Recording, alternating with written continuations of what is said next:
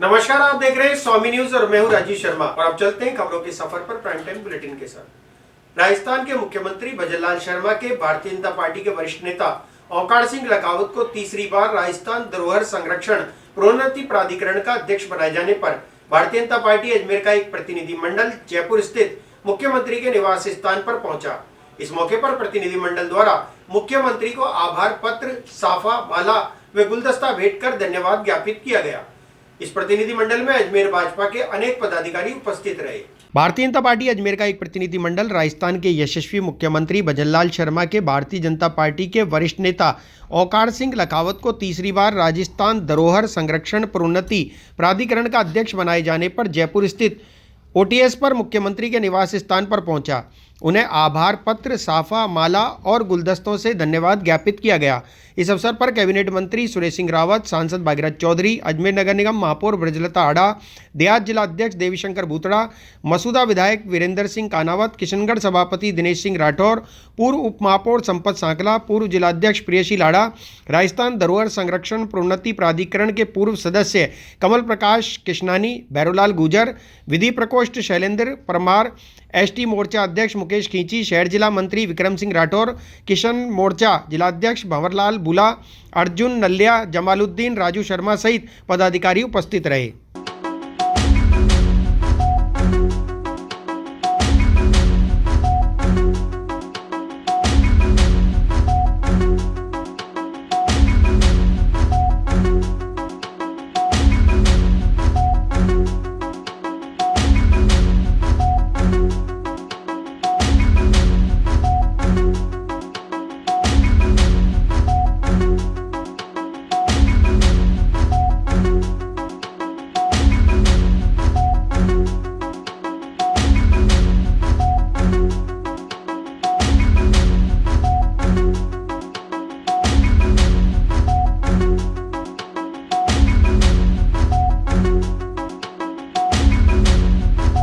केरल में चोरी कर फरार हुए आरोपियों का पीछा करते हुए अजमेर आई केरल पुलिस पर कुख्यात बदमाशों ने मंगलवार देर रात फायरिंग कर दी।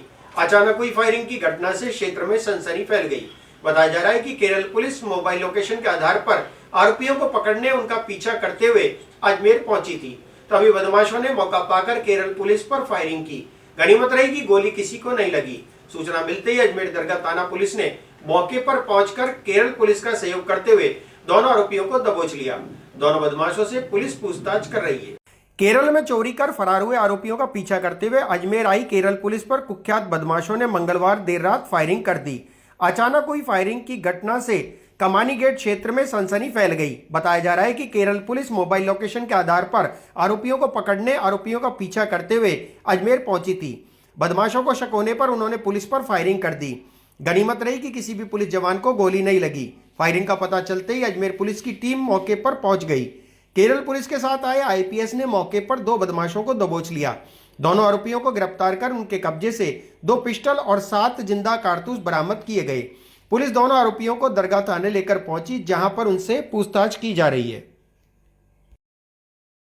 आज शाम को करीब 9:30 बजे केरल के पुलिस अधिकारियों द्वारा, जो एर्नाकुलम डिस्ट्रिक्ट है, वहां के पुलिस अधिकारियों द्वारा सूचना मिली कि यहाँ 2 नकबजनी के बदमाश आए हुए हैं लोकेशन के आधार पर, और हमारी टीम, केरल की टीम यहाँ आई हुई है जिनको इमदाद देनी है। तो उच्च अधिकारियों के आदेश के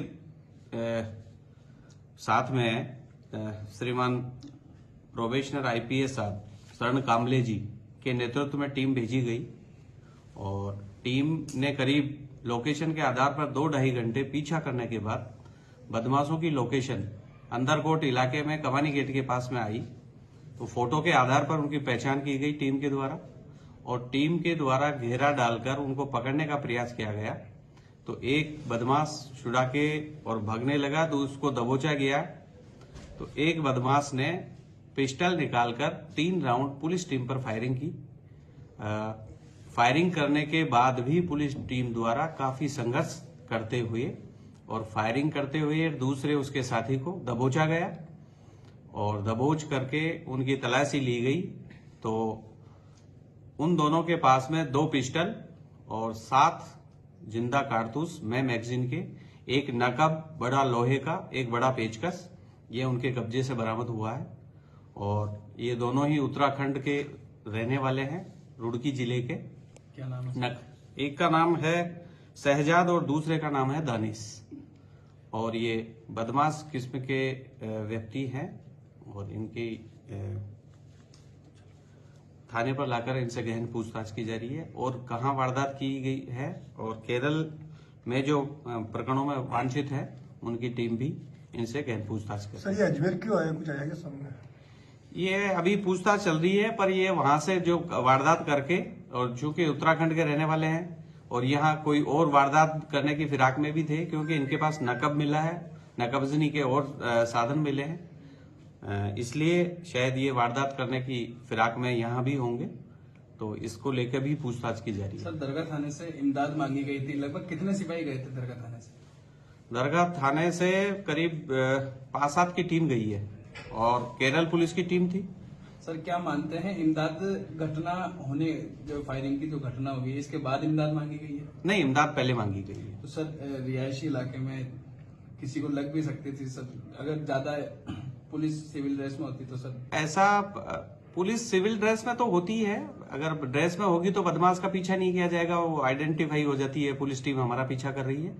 लेकिन पुलिस टीम को भी ऐसा अंदेशा नहीं था कि इनके पास ऐसा वेपन होगा और भीड़ भाड़ वाले ऐसे इलाके में ये फायरिंग कर देंगे। आगामी लोकसभा चुनावों को देखते हुए प्रशासन द्वारा स्वीप कार्यक्रम के तहत आम जनता को मतदान के प्रति जागरूक करने के उद्देश्य से अलग अलग कार्यक्रम आयोजित किए जा रहे हैं।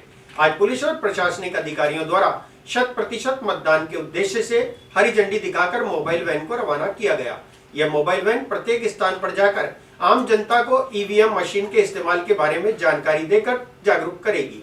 आगामी लोकसभा चुनावों को देखते हुए प्रशासन द्वारा स्वीप कार्यक्रम के तहत आम जनता को मतदान के प्रति जागरूक करने के उद्देश्य से अलग अलग कार्यक्रम आयोजित किए जा रहे हैं।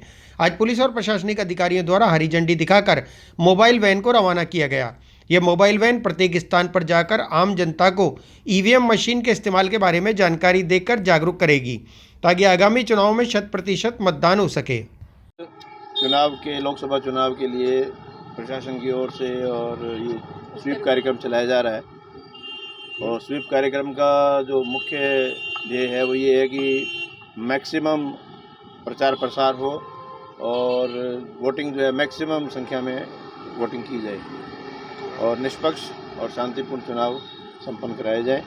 तो ये अवेयरनेस के लिए जो आज ये मुहिम शुरू की है बहुत ही काबिल तारीफ़ है और इसको हम चाहते हैं कि इसका जो है प्रचार प्रसार मैक्सिमम हो, आम जन तक ये पहुँचे। सर, कहाँ तक जाएगी गाड़ी? उत्तर विधानसभा क्षेत्र से स्वीप प्रकोष्ठ की प्रभारी हूँ और एडीएम सिटी सर के अंडर में अपनी सेवाएं दे रही हूँ। मेरी पूरी उत्तर जो विधानसभा क्षेत्र की पूरी टीम है वो बहुत ही सशक्त और बहुत ही अच्छे से काम कर रही हैं। उसी के तहत आज ये लोकसभा चुनाव 2024 को लेके और ईवीएम डेमोन्स्ट्रेशन के लिए मशीन यहाँ से कलेक्ट्रेट परिसर से रवाना हो रही है। हमारे जिला निर्वाचन अधिकारी कलेक्टर महोदया मैम, मुख्य कार्यकारी अधिकारी ललित गोयल सर और उनके सभी के तत्वाधान में ये सारा कार्यक्रम चल रहा है। इसमें ईवीएम डेमोन्स्ट्रेशन आज एसबीआई मेन ब्रांच के अंदर 4 दिन तक ये रहेगी। वहाँ पर आने वाले सभी जो लोग हैं वो इस ईवीएम डेमोन्स्ट्रेशन का काम देखेंगे, करेंगे, सीखेंगे और ज़्यादा से ज़्यादा मतदान करने के लिए जागरूक करने का हमारा ये विशेष उद्देश्य है और आप सभी का सहयोग सराखों पर है। Thank you so much. Ma'am, किन्होंने रीजन दिखाई आज एसपी सर और ललित गोयल सर मुख्य कार्यकारी अधिकारी जो हैं उन्होंने हरी झंडी दिखाई है। इसमें हमारे साथ महमूद सर जो एडिशनल एसपी सर हैं वो भी मौजूद है और पूरी जो उत्तर विधानसभा क्षेत्र की टीम है वो यहाँ मौजूद है और सभी ने पूरा सहयोग दिया है। छत्रपति शिवाजी महाराज की जयंती के उपलक्ष्य में शिवाजी महाराज की जन्मस्थली पुणे के जुन्नड़ तालुका शिवनरी किले से मावला शिवजोत सेवा संस्थान की ओर से मोटर बाइक रैली निकाली गई। इस रैली में करीब 80 महिला पुरुष शामिल हुए। आज इस रैली के कचेरी रोड स्थित महाराष्ट्र मंडल पर पहुंचने पर पुष्प वर्षा कर भव्य स्वागत किया गया। छत्रपति शिवाजी महाराज की जयंती के उपलक्ष्य में शिवाजी महाराज की जन्मस्थली पुणे के जुन्नड़ तालुका शिवनेरी किले से मावला शिवजोत सेवा संस्थान की ओर से मोटर बाइक रैली निकाली गई। इस रैली में करीब 80 महिला पुरुष शामिल हुए। आज ये रैली कचेरी रोड स्थित महाराष्ट्र मंडल पहुंची, जहां पर रैली का पुष्प वर्षा कर भव्य स्वागत किया गया।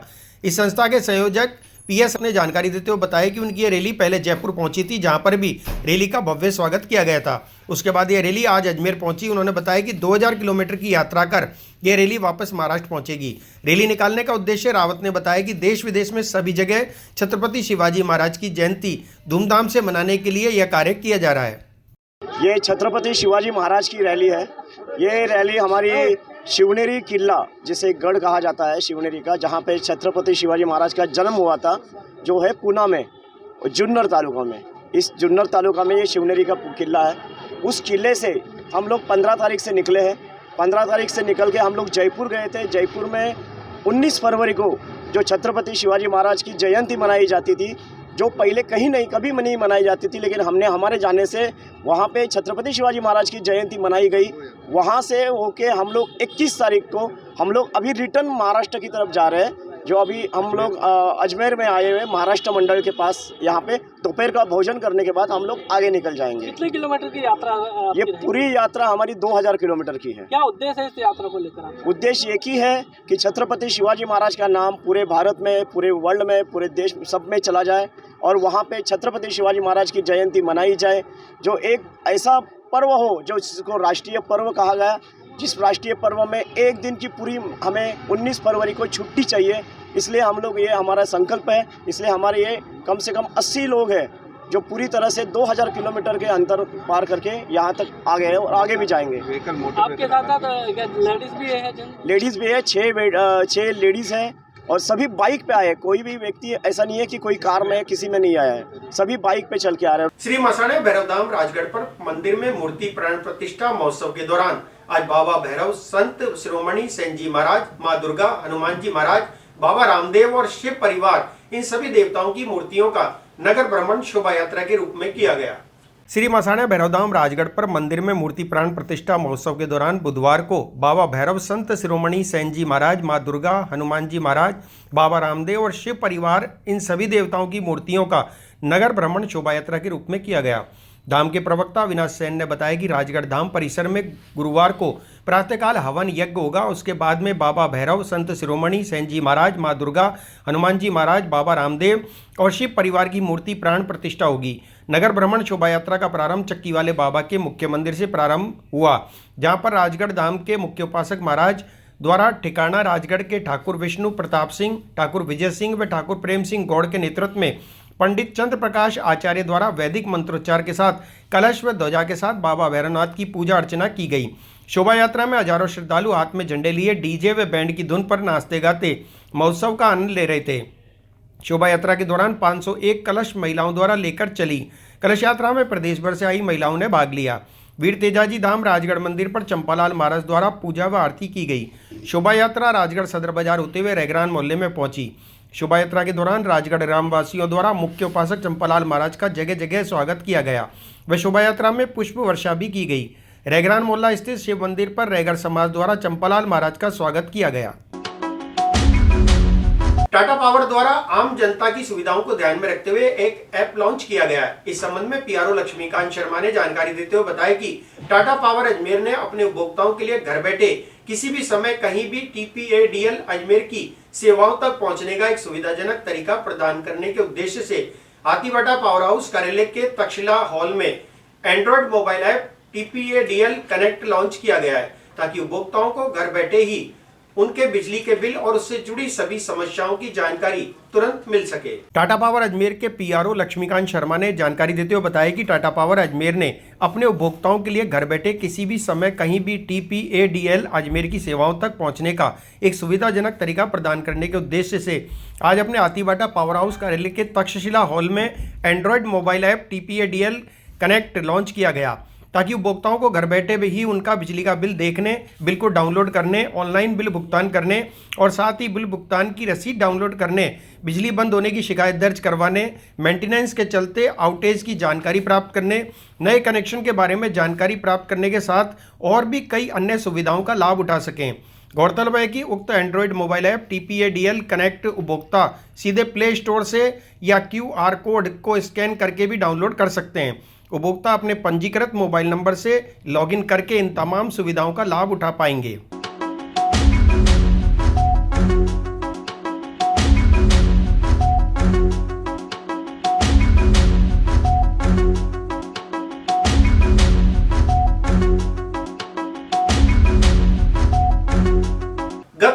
सरकार में करीब 8 माह पूर्व निलंबित किए गए पुष्कर के पालिका में काबिज भाजपा बोर्ड के अध्यक्ष कमल पाठक को राज्य सरकार ने मंगलवार को पुनः बहाल कर दिया। इस संबंध में स्वायत्त शासन विभाग के निदेशक और संयुक्त सचिव ने पालिका अध्यक्ष पाठक को बहाल करने के आदेश जारी किए। बहाली के बाद पुष्कर में भाजपा समर्थकों में खुशी की लहर छा गई। गत कांग्रेस सरकार में करीब 8 माह पूर्व निलंबित किए गए पुष्कर के पालिका में काबिज भाजपा बोर्ड के अध्यक्ष कमल पाठक को राज्य सरकार ने मंगलवार को पुनः बहाल कर दिया। इस संबंध में स्वायत्त शासन विभाग के निदेशक और संयुक्त सचिव ने पालिका अध्यक्ष पाठक को बहाल करने के आदेश जारी किए। बहाली के बाद पुष्कर में भाजपा समर्थकों में खुशी की लहर छा गई। आज पवित्र पुष्कर सरोवर की वैदिक मंत्रोच्चार के साथ पूजा अर्चना के बाद पालिका अध्यक्ष कमल पाठक ने प्राचीन बड़ा गणेश जी के मंदिर का आशीर्वाद लिया। पंडित सुभाष आदाली ने पूजा अर्चना करवाई।